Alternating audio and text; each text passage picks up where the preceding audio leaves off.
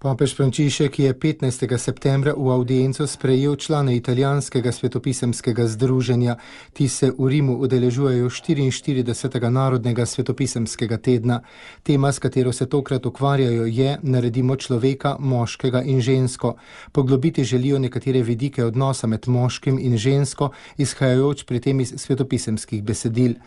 Frančišek je v svojem govoru spomnil, da je o tej temi premišljeval že papež Janez Pavel II. V katehezah na začetku svojega pontifikata.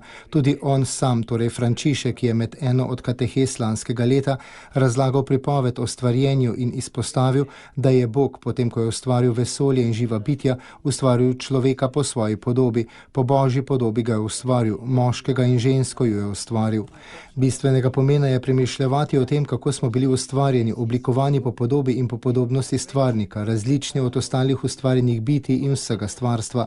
To nam pomaga razumeti dostojanstvo, ki ga imamo vsi mi, moški in ženske, dostojanstvo, ki ima svoj izvor v samem stvarniku.